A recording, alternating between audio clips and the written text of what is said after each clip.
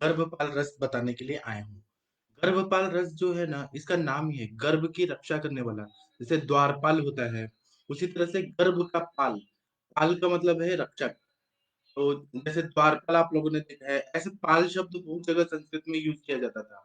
तो जो रक्षक होता है, रक्षा करता है, उसको पाल बोलते हैं। तो गर्भपाल रस जो है, यह जब कोई भी स्त्री जब कंसीव करती है, तब से लेकर उसका डिलीवरी होने तक गर्भ की रक्षा करता है, इसलिए इसका नाम है गर्भपाल रस। गर्भपाल रस जो रहता है, यह ना बहुत अच्छी दवाई है आयुर्वेद की। आप लोगों के प्रैक्टिस में से पेशेंट आते होंगे कि उनको ना मिस कैरेज होने का, हैबिचुअल एबॉर्शन होने का तकलीफ होगा, या मिस एबॉर्शन होने का हिस्ट्री होगा, या फिर उनको लीक होता होगा प्रेगनेंसी के टाइम पे, या आईयूजीआर होगा। ऐसे कुछ ना कुछ कंडीशन रहती है जिसमें ना गर्भ जो रहता है वो पूरा 9 मंथ नहीं कर पाता। IUGR, intra uterine growth retardation जैसी कंडीशंस भी रहती हैं। तो या फिर गर्भिणी को बहुत ऐसे अलग अलग कॉम्प्लिकेशंस होते हैं कि एक्लेम्पसिया होता है, हाइपरटेंशन होता है। फिर उसके बाद में प्रेगनेंसी के टाइम पे बहुत सारी बीमारियां होती है, वो मैं आगे डिस्कस करने वाला हूँ। तो गर्भपाल रस जो है ना, उसके बारे में रस चंडांशु नाम का जो पुस्तक है, ये रस शास्त्र का बहुत अच्छा, उसमें बहुत सारे फॉर्मुलेशन दिए हैं, बहुत अच्छा बुक है। तो उसमें इसका श्लोक ऐसा बताया है कि हिंगुलम नागभंगो च त्रिजातम च कटुत्रयम् धान्यकं कृष्णचीरं च चभ्यं द्राक्षासुरद्रुमः कर्षमाणं पृथक् सर्वं कर्षार्धं लौहभस्म च सप्ताहं मर्दयेत् खल्ले विष्णुक्रान्तरसेन च गन्धामात्रा च पट्टिका द्राक्षाक्वाथेन योजयेत्। इसका मतलब ये है कि इसमें क्या-क्या चीज़ है, पहले मैं वो बता देता हूँ, फिर इसको कौन-कौन से कंडीशन में किस-किस अनुपान के साथ देना चाहिए, वो हमें बता रहा हूँ। तो इसमें शुद्ध हिंगुल है। हिंगुल आप लोगों को पता है कि पारा और गंधक का जो ओर होता है, उसको हिंगुल बोलते हैं। तो शुद्ध हिंगुल है, वो भी शुद्ध किया हुआ हिंगुल है, ऐसे अशुद्ध हिंगुल नहीं। जो शुद्धि करके किया है वह हिंगुल है। नाग भस्म है, वंग भस्म है, दालचीनी है, फिर तमाल पत्र मतलब तेज पत्ता जो रहता है, तमाल पत्र है, फिर इलायची है। इलायची का जो बड़ी इलायची रहती है वह है, या छोटी इलायची, दोनों में से कोई भी इलायची ले सकते हैं। फिर शुंठ, मरीच और पिपली है, त्रिकटु है, फिर काला जीरा है, धनिया है, च्यवनप्राश है, फिर उसके बाद में किशमिश, मनुका है और देवदार है। यह सभी ना चूर्ण को मिक्स कर देना है। खलवी यंत्र जो रहता है, खलबत्ता, वह खलवी यंत्र में डाल देना है और एक-एक तुला की मात्रा में ले लेना है और उसमें लौह भस्म आधा तुला इतना डालना है। उसके बाद में 7 दिन तक विष्णुक्रांता नाम की जो वनस्पति होती है, कई लोग अपराजिता को विष्णुक्रांता बोलते हैं। तो विष्णुक्रांता जो वनस्पति है, उसका रस निकाल के उसकी भावना देनी है और ऐसे खल करते जाना है, 7 दिन तक खल होते जाना चाहिए। तो इसके बाद में जब ये बन जाएगा तो 1-1 गुंजा की गोली बना लेना है। इसका मात्रा जो रहता है 1 से 3 गुंजा। मैं फिर से ये श्लोक फिर से बोलता हूँ क्योंकि यह बहुत इम्पोर्टेंट द्रव्य है। इसका श्लोक फिर से बोलता हूँ और इसमें क्या-क्या कंटेंट्स है फिर से बोलता हूँ, ताकि आप लोगों को याद हो जाए।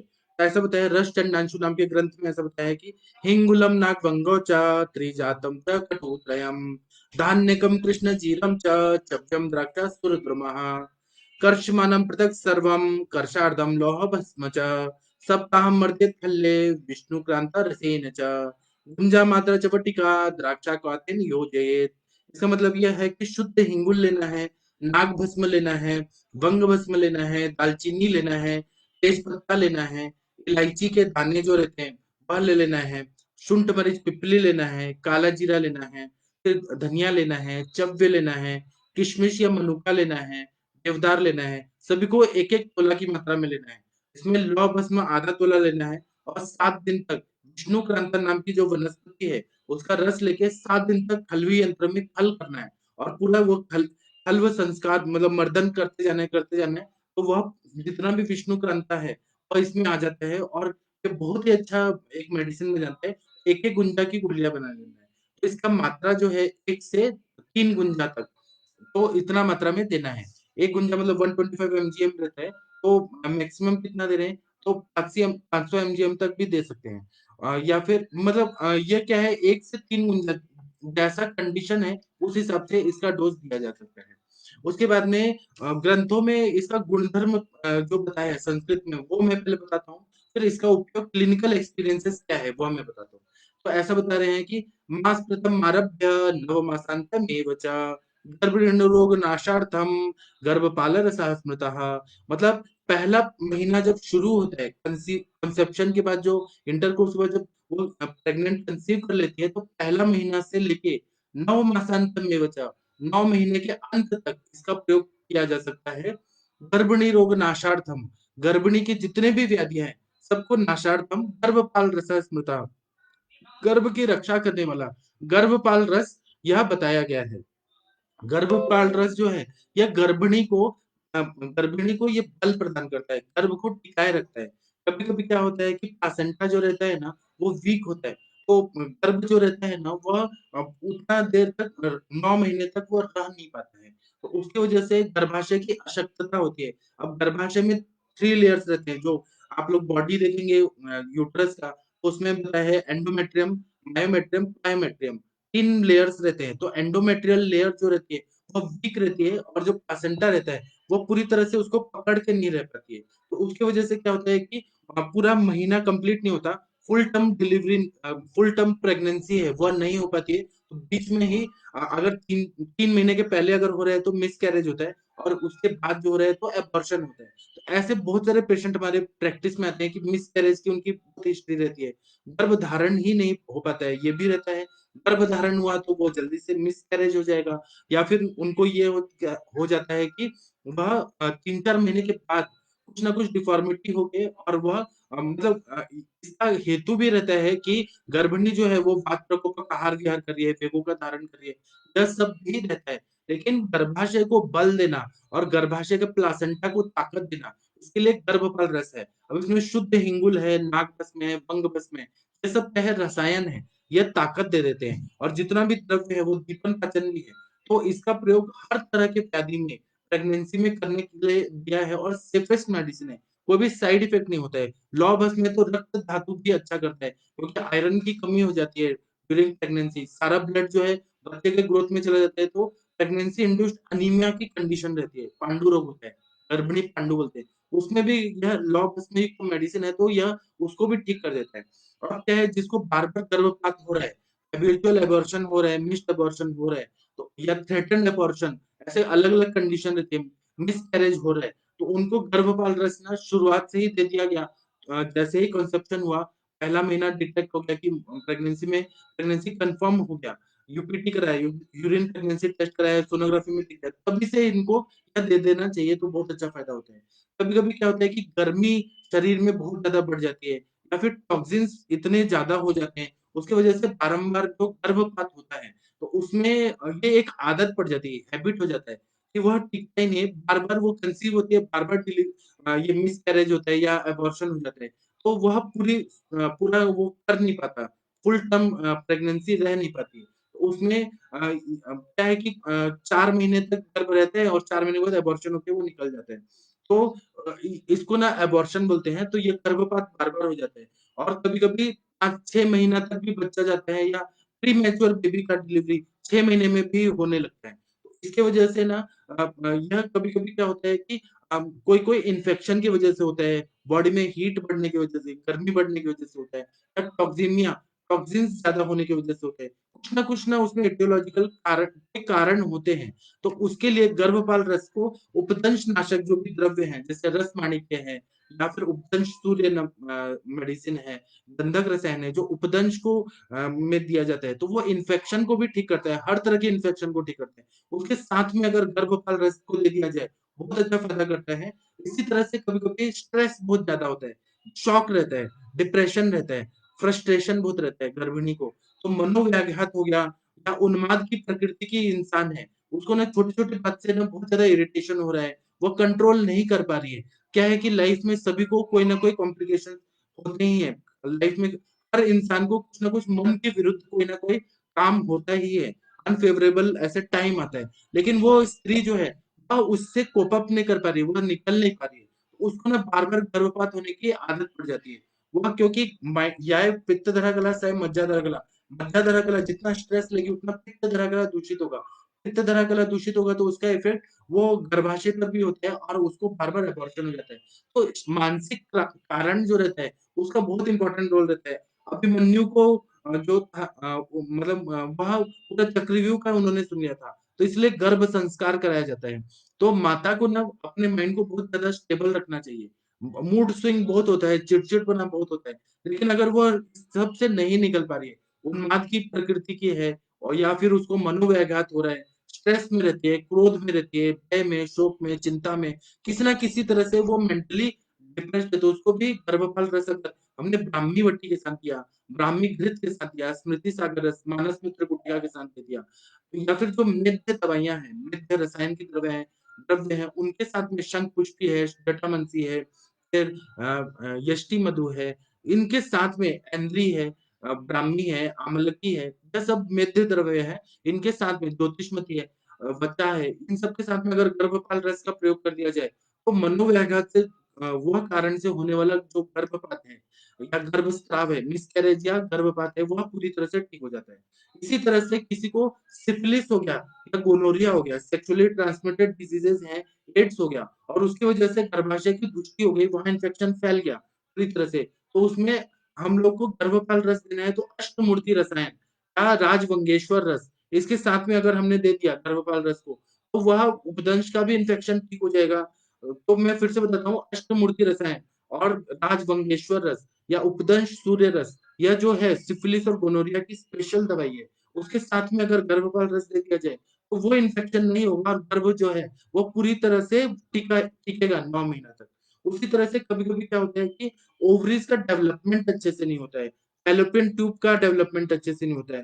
फैलोपियन ट्यूब में आप लोगों ने एनाटॉमिकली पढ़ा होगा कि लॉन्जिट्यूडिनल उसमें फाइबर्स रहते हैं, हॉरिजॉन्टल फाइबर्स रहते हैं, और जिससे ओवा जो रहता है वह ओवरीज से ऐसा ट्रेवल करके फैलोपियन ट्यूब के थ्रू आ रहा होता है, तो उसमें कोई ना कोई विकृति हो जाती है, या फिर मतलब क्या होता है कि वह फैलोपियन ट्यूब से ऐसे ट्रेवल ही नहीं कर पाता, कहीं ना कहीं अटक जाता है, या फिर जेनेटल ऑर्गन में कुछ ना कुछ विकृति रहती है फीमेल के, तो उनकी वजह से गर्भधारणा हो ही नहीं पाती है, मतलब वो गर्भ रह ही नहीं पाता है। तो ऐसे कंडीशन में अगर वंग भस्म, त्रिवंग भस्म या गर्भाशय को बल्य दवाइयां जैसे पुष्प धनवा रस, फलघृत, या फिर स्त्री रसायन, व्याधि हरण रसायन, अष्टमूर्ति रसायन, या फिर स्वर्ण मकर ध्वज, ऐसे दवाइयों के साथ में, मतलब यह सब जो बल्य दवाइयां हैं जो गर्भाशय को बल्य दे, काश्मीरियाधिकृत भी इसमें बहुत अच्छा काम करते हैं। अब हम लोग चंदनवाला लाक्षादी तेल का बस्ती देते हैं या उत्तर बस्ती देते हैं, तो यहाँ तो गर्भधारणा हो गई है या नहीं हो रही है। अगर गर्भधारणा नहीं हो रही है तो पहले से ही उसको 6 महीने पहले से ही यह देना चाहिए, गर्भपाल रस को, वंग भस्म, त्रिभंग भस्म, स्वर्ण मकर ध्वज, और ये जो मैंने दवाइयां बताई, गर्भाशय को बल्य, ग्राशमर्यादि घृत, फल घृत, पुष्प धनवा रस, इसके साथ में अगर हमने दे दिया ना, तो जो भी विकृति है, स्मॉल यूट्रस है, तो उसको ज्यादा दिन तक देना पड़ेगा। तो ऐसे कंडीशन में अगर हमने दे दिया, तो ये क्या करेगा, गर्भाशय को अच्छे से वो अपने आकार में ला देगा, उनका एनाटॉमिकली और फिजियोलॉजिकली वो सारा जो भी हार्मोनल इम्बैलेंस है या जो भी है तकलीफ है, वह सब ठीक करके गर्भधारणा में यह गर्भपाल रस का यूज प्रेगनेंसी को मतलब कंसीव कराने के लिए भी होता है। दूसरा है कि एक गर्भधारणी वट्टी भी आता है, जो गर्भधारण करके टिका के रखता है, उसके साथ भी अगर इसका प्रयोग कर दिया जाए, तो यह गर्भधारणा करने में बहुत ज्यादा, कंसेप्शन तक उसका गर्भपाल रस का बहुत अच्छा यूज रहता है। इसी तरह से यह जो गर्भपाल रस है, यह कंसीव होने से प्रसूति होने तक, डिलीवरी होने तक, यह उस ये सारे कंडीशन में 9 महीने तक बहुत सारे तकलीफें होने लगती हैं, जैसे गर्भनी सर्दी होना, ये कॉमन बात है, नौशिया फील होना, मोशन सिकनेस होना, फिर मूड स्विंग होना, या फिर खाना पचना नहीं, इनडाइजेशन होना, वॉमिटिंग होना, और थोड़ा भी खाना खाया तो पूरी तरह से उल्टी होके, फर्स्ट ट्राइमेस्टर में तो ये होता ही होता है। दूसरा, कभी कभी उल्टी के साथ में ब्लड आने लगता है, तो मतलब जो एमएसिस होता है, उल्टी आती है उसमें ब्लड आता है। उसी तरह से हमेशा पेशेंट को ऐसा लगता है, गर्भिणी माता को लगता है कि वो हमेशा लेटी रहे, उसको बहुत ज्यादा वीकनेस आता है, मेंटली इरिटेशन भी होता है और बॉडी में वीकनेस भी रहता है, खून की भी कमी रहती है। और दूसरा क्या है कि थोड़ा-सा उसको लेटे रहेगी तो उसको अच्छा लगता है। जैसे ही वो खड़े होगी तो उसको चक्कर आने लगता है। इसी तरह से उसको घबराहट होती है। आप हाइपरटेंशन की कंडीशन रहती है। पल्स रेट बढ़ने वाला जैसा लगता है। फिर उसके बाद में कमर में और थाइज़ में उसको ना पेन होने लगता है, ऐसे झटके आने लगते हैं। उसके बाद में जो थाइज़ है उसको ऐसा लगता है, जाँघें जो रहती है गर्भिणी स्त्री के, ऐसा लगता है कि पूरा थक गया है, उसमें कोई जान ही नहीं है। इस तरह का रहता है। और थोड़ा भी खड़े रहे ना तो पैर जो है वो थर-थर काँपने लगता है। ऐसे कंडीशन रहते हैं और ऐसा लगता है कि कभी भी चलते-चलते वो गिर जाएगी। ऐसा कंडीशन रहता है, इतना वीकनेस रहता है। ये सभी में गर्भकाल रस की योजना करना चाहिए। इसके साथ करना है तो अलग-अलग अवस्थाओं के हिसाब से, अगर पित्त का प्रकोप है तो कामदूधा रस, प्रवाल भस्म, प्रवाल पुष्टि, माक्षिक माक्षिक भस्म, वंग भस्म, जो बल्य हैं दवाइयाँ, या फिर रसायन के ब्रह्म रसायन, ऐंद्र रसायन, फिर च्यवनप्राशावले, स्वामला कंपाउंड जो दूध पापेश्वर का आता है, ऐसे कोई न के रसायन द्रव्यों के साथ या भस्म, स्वर्ण भस्म, चांदी भस्म, इसके साथ अगर दे दिया जाए ना तो बल मिलता है। लौह भस्म के साथ दिया तो एचबी अच्छा हो जाता है। मतलब जो-जो कंडीशन रहती है उस हिसाब से अगर हमने इसकी योजना कर दी ना तो गर्भकाल रस जो है वो पहला दिन से मतलब कंसेप्शन से लेके डिलीवरी तक बहुत अच्छा काम करता है। गर्भ की पूरी तरह से रक्षा करता है। इसी तरह से गर्भधारणा होने के बाद और सुख प्रसूति होने के बाद भी बच्चा जो रहता है वह वीक रहता है। और कभी-कभी उसका जन्म होते-होते वो मर जाता है, जिसको स्टिल बर्थ बोलते हैं। ऐसा कंडीशन हो गया या फिर कभी-कभी बच्चे का जन्म हो गया, तो उसको फिजियोलॉजिकल जॉन्डिस हो जाता है, क्योंकि वह बाह्य वातावरण में अपने आप को सर्वाइव नहीं कर पाता। हिपेटोमेगाली हो जाता है, यकृत वृद्धि हो जाती है, शरीर पूरा क्या हो जाता है, पीला पड़ जाता है। पूरा जो लीवर का साइज़ है, हिपेटोमेगाली होने की वजह से स्पर्शा रहता है। पिया हुआ दूध है वो पचता नहीं है, जिसको क्षीरालसक बोलते हैं। क्षीर आलसी की तरह बैठा रहता है। माँ का दूध पचता ही नहीं है, उसको वॉमिटिंग होता है। कभी-कभी स्त्रियों के दूध में भी दोष रहता है, बीज में भी दोष रहता है। इसकी वजह से स्त्री स्तन में अच्छा नहीं आता है।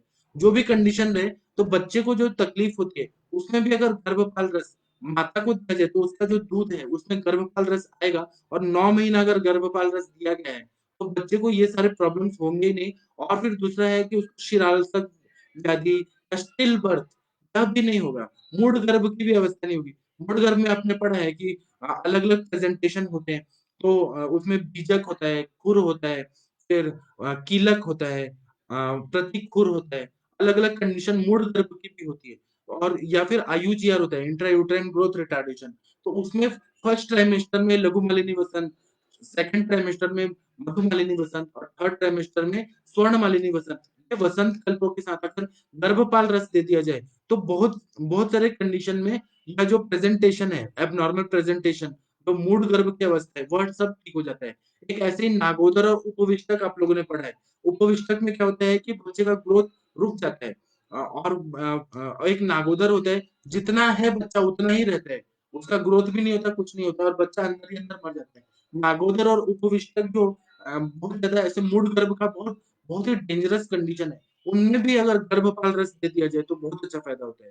कभी-कभी क्या होता है कि गर्भधारणा हो जाती है और नाजुक प्रकृति रहती है स्त्री की, तो उसकी वजह से उसको ना बहुत ज़्यादा तकलीफ होने लगती है। बार-बार ना उसको ऐसा डर रहता है कि सुख प्रसूति नॉर्मल डिलीवरी होगी नहीं होगी। तो इसमें गर्भपाल रस को अगर पहले महीने से दे दिया जाए, तो उसका टेंशन हट जाता है और उसका और दूसरा कभी-कभी ऐसे होता है कि एमनियोटिक फ्लूइड जो रहता है, उसका अच्छे से उसका कमतरता रहती है वो स्त्री में। एमनियोटिक फ्लूइड जो उसका डेफिशिएंसी रहता है, तो उसमें भी गर्भपाल रस को नारियल के पानी के साथ अब मतलब मूत्र बढ़ाने वाली दवाइयाँ हैं, मूत्र संग्रहणीय कण की दवाइयाँ हैं चरक संहिता की, उनके साथ में अगर दे दिया जाए ना, तो वो एमनियोटिक फ्लूइड को बैलेंस कर देता है और ये बसंत काल भी दे दिया जाए तो बहुत अच्छा फ़ायदा होता है।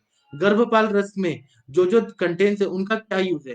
तो हिंगुल जो है वो योगवाही है और रसायन का कार्य करता है। नाग और वंग है वो गर्भाशय को पुष्टि देने वाला है और गर्भाशय को बल्य देने वाला है। जो गर्भाशय का एंडोमेट्रियम है, फिर उसके बाद में पायोमेट्रियम है, मायोमेट्रियम है, ये सारा गर्भाशय को बल देता है, प्लासेंटा को बल देता है, फिर उसके बाद में गर्भ को बल देता है। सारे अवयव जो है फैलोपियन ट्यूब हो गया, फंडस हो गया, फिर उसके बाद में सर्विक्स हो गया, वजाइना हो गया, ओवरीज हो गया और वहाँ पे जो फॉलिकल्स निकल रहे हैं, वो सबको बल देता है और हार्मोन्स को भी एस्ट्रोजन, प्रोजेस्टेरोन को भी ये बैलेंस करता है। इसलिए गर्भकाल रस जो है, वह प्रेगनेंसी में देने के लिए बहुत अच्छा रहता है। नाग और वंग का यही रोल रहता है। इसी तरह से त्रिजातक है, दालचीनी, तमालपत्र और इलायची जो है, वो पित्त शामक है और धनिया और जीरा और मनुका का भी पित्त शामक है। बल्य है और कोष्ठ में जो शोभ हुआ रहता है, कोई इन्फेक्शन हुआ रहता है, उसको ये दूर करता है। धनिया, जीरा और मनुका। उसी तरह से लौह भस्म है, वो बलदायक है, रक्ताणुओं को बढ़ाता है, एचबी अच्छा करता है, आरबीसी को अच्छा करता है। देवदार जो है वो गर्भाशय की विकृति को दूर करता है। हम लोग देवदार ऋषि देते हैं जो गर्भाशय शुद्धि करता है, गर्भाशय को बल देता है। गर्भाशय के जितने भी सेल्स रहते हैं और जो लिगामेंट्स रहते हैं, ब्रॉड लिगामेंट, राउंड लिगामेंट और जो अंदर बार्थोलिन ग्लैंड, मुलेरियन डक्ट, इन सबको ना ये ताकत देता है। इसीलिए ना देवदार जो रहते हैं ना वो गर्भाशय का पुष्टि करने वाला द्रव्य है। सारे डक्ट हैं, मसल्स हैं, जो ट्रेन मसल्स हैं, उन सबको ये ताकत देते हैं, इसलिए देवदार की योजना यहाँ पर की है। इसी तरह से विष्णु क्रांता जो है, वो वात वाहिनियाँ, जो भी वहाँ पे नर्व का प्लेक्सस है, उनको ये बल देता है। तो इसलिए वहाँ पे कोई इरिटेशन हो गया, इन्फ्लेमेशन हो गया वात वाहिनियों में, मतलब नर्वस सिस्टम में कोई भी इन्फेक्शन है, उसको ये ठीक कर देता है। इसीलिए गर्भ का संस्थापक है, मूत्रल है, शीतवीर्य है और गर्भाशय को पुष्ट करने वाला है। तो हमारे जो गुरुजी लोग हैं, वो क्लिनिकल प्रैक्टिस में या मैं भी क्या करता हूँ कि प्रजास्थापन गण जो बताए हैं चरक संहिता में, उसके साथ में हम लोग गर्भपाल रस देते हैं और फर्स्ट ट्राइमेस्टर में लघु मालिनी वसन, सेकंड ट्राइमेस्टर में मधु मालिनी वसन, थर्ड ट्राइमेस्टर में स्वर्ण मालिनी वसन, इसके साथ में प्रजास्थापन गण और अवस्था के हिसाब से कभी कभी क्या होता है कि वंग भस्म देना पड़ता है, कभी त्रिवंग भस्म, कभी पुष्प धनवा रस, कभी स्वर्ण माक्षिक भस्म, कभी मेध्य रसायन, कभी रसायन, कभी घृत कल्पना सिद्ध घृत देना पड़ता है, अश्मर्यादि घृत, फल घृत, पुष्प धनवारस, ऐसे अलग अलग, कभी कुमारी असव, कभी कभी द्राक्षासव, कभी सौभाग्य शुंठी पाक, कभी पंच जीरक उड़म, अलग अलग अवस्थाओं के हिसाब से हमें गर्भपाल रस को देना चाहिए। और गर्भपाल रस बहुत अच्छा दवाई है, कोई साइड इफेक्ट नहीं है। दूसरा यह है कि यह गर्भिणी की बहुत श्रेष्ठ दवाई है, गर्भपात को रोकने के लिए भी सर्वश्रेष्ठ दवाई है। से गर्भाशय की शक्ति मिलती है, गर्भाशय को बल मिलता है, रसायन है। और गर्भ जो रहता है वो पूरी तरह से 9 महीने तक, फुल टर्म बेबी जो बोलते हैं, पूरा 9 महीना तक वह सुख प्रसव तक उसको ऐसी अवस्था आ जाती है। आजकल क्या हो रहा है कि लाइफस्टाइल चेंज हो गया है, रात्रि जागरण, व्हाट्सएप और फेसबुक, इंस्टाग्राम, अभी तो टिकटॉक बंद कर दिया है, पहले टिकटॉक लोग रात रात भर देखते रहते थे। तो उसकी वजह से ना सोना, खाना पीना, ये गर्भिणी का भी चेंज हो गया है, क्योंकि समाज में तो सब लोग रह रहे हैं। अब मैसेज आ रहा है तो उसको देखना ज़रूरी है, नहीं तो उसको एंग्ज़ायटी होगा। तो उसकी वजह से क्या हो रहा है कि ये जो गर्भ है वो कमज़ोर बन रहे हैं और जो भी आगे आने वाली संतानें हैं, वो कमज़ोर ना हो।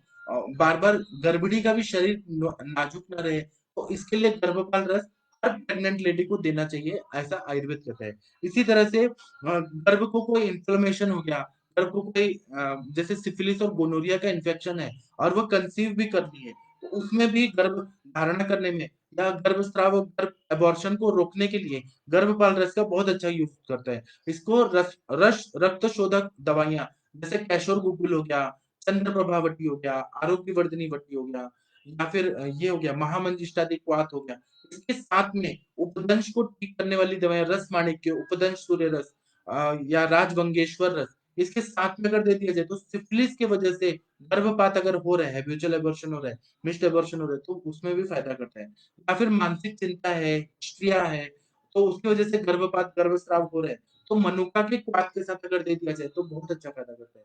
या फिर हमारे गुरुजी ऐसा बोलते हैं कि रस पाचक, रक्त पाचक, मांस पाचक, मेदु पाचक, अस्थि मज्जा पाचक, इनकी योजना करनी चाहिए, या तो सभी पाचकों को साथ में भी दे सकते हैं। यहाँ फर्स्ट ट्राइमेस्टर में रस पाचक, रक्त पाचक, सेकंड ट्राइमेस्टर में मांस पाचक और मेदु पाचक, थर्ड ट्राइमेस्टर में अस्थि मज्जा पाचक, ऐसे युक्ति पूर्वक गर्भपाल रस का अनुपान बना के अगर दे दिया जाए, पाचकों का योजना किया जाए ना, तो बहुत अच्छा फायदा करता है। अलग अलग मेथड से गर्भपाल रस को अलग अलग युक्ति से, अलग अलग अनुपान से दे दिया जाए तो बहुत अच्छा फायदा करता है। तो यह क्या करता है कि अगर किसी को ना बार बार उपदंश के वजह से गर्भाशय दूषित हो गया है या कोई और डिजीज की वजह से गर्भाशय की दुष्टि है, तो उसकी वजह से अमेनोरिया है, सेकेंडरी अमेनोरिया है, तो उसकी वजह से गर्भधारणा नहीं हो पा रही है, तो उसमें अगर बांझपना आ गया है, गंधापन आ गया है, मेंसेस रुक गए हैं, एमेनोरिया वगैरह हो गया है, तो उसमें अगर हमें उपदंश को ठीक करना है तो अष्टमूर्ति रसायन राजवंगेश्वर रस उसको देना है। अगर फेलोपियन ट्यूब वीक है या जनेंद्रिय की विकृति है, मतलब वीकनेस बहुत ज्यादा है और विकृति भी है, तो गर्भधारण नहीं हो रहा है, तो वंग भस्म, त्रिभंग भस्म, या फिर आप लोग रस धातु को अच्छा करने के लिए रस पाचक, रक्त पाचक, उससे ट्रीटमेंट शुरू कर सकते हैं। नवायस लो, तात्यादि लो, गर्भाशय शोधक दवाइयां जैसे रज प्रवर्तनी वटी, देवदार, कार्पस मूलासव, दश मूलारिश, उससे गर्भाशय की शुद्धि करना है। शोधन वगैरह करके गर्भाशय को शुद्ध करना है और उसके बाद में कंसीव करने के लिए बोलना है। और ना फॉलिकुलर स्टडी करते जाना है हर महीने कि फॉलिकल्स रप्चर हो रहे हैं कि नहीं और इमैच्योर फॉलिकल्स कितने हैं। अलग-अलग अवस्थाओं के हिसाब से अगर इसका प्रयोग कर दिया जाए ना, तो गर्भपाल रस 100% फ़ायदा करता है। दूसरा है कि यह गर्भावस्था में कभी-कभी खाते-खाते ही नौसिया फ़ील जी मिचलाता है, उल्टी आती है, पेट में अन्न नहीं रहता है, चक्कर आना है, घबराहट बहुत ज़्यादा होती है, पल्स रेट बढ़ जाता है, कमर में दर्द होता है, फिर पैरों के जांघों में, पिंडलियों में दर्द होता है, स्पाज़म आता है, नस पे नस चढ़ती है, तो उसमें कामदूधा रस और प्रवाल भस्म, प्रवाल पिष्टी, स्वर्ण माक्षिक भस्म देने से ऐसे कंडीशन में बहुत अच्छा फ़ायदा होता है। इसी को एलोपैथी साइंस में बोलते हैं कि कैल्शियम की डेफिशिएंसी होने की वजह से मसल्स में पेन हो रहा है, पूरे बॉडी में पेन हो रहा है। तो वहाँ पर इसीलिए कामदूधा रस, प्रवाल पिष्टी ये सब देने के लिए योजना किया क्योंकि अपने आचार्यों को पता था कि कैल्शियम क्या होता है, सोडियम क्या होता है, या उनको पता था आयरन क्या होता है। तो इसलिए गर्भपाल रस को ये सारे अनुपान के साथ दे दिया तो बहुत अच्छा फ़ायदा करता है। इसी तरह से प्रसूति गृह में कोई विकृति मतलब इन्फेक्शन आ जाता है या प्रसूति के बाद ड्यूरिंग डिलीवरी या किसी न किसी वजह से स्टिल बर्थ जो होता है, संतान की मृत्यु हो जाती है। बच्चा जो है फिजियोलॉजिकल जॉन्डिस में जाता है, बच्चे को बुखार आ जाता है, स्तन्य दोष की वजह से बच्चा खाना पचा नहीं पाता है। तो बार-बार जब बच्चा मर रहा है या फिर एक काकवंध्या नाम का एक टर्म बताया है, जिसमें एक बच्चा होता है, बाद में बच्चे नहीं होते। काकवंध्या रहती है या फिर ये जातग्नि योनि व्यापत ऐसा बताया है। इसमें सुश्रुत संहिता में बताया है। अरजस का योनि व्यापत, फिर प्रसंसरणी योनि व्यापत, ऐसे अलग-अलग योनि व्यापत बताए हैं, जिसमें गर्भधारणा हो ही नहीं पाती है या फिर ब्लीडिंग होते रहता है। ये अस्त्रिजा योनि व्यापत, फिर रक्तजाई योनि व्यापत है। रक्तजाई योनि व्यापत में थोड़ा-थोड़ा लीक होते रहता है उसको। तो ऐसे कंडीशन जब रहती है, तो उसमें गर्भपाल रस देने से बहुत अच्छा फ़ायदा करता है।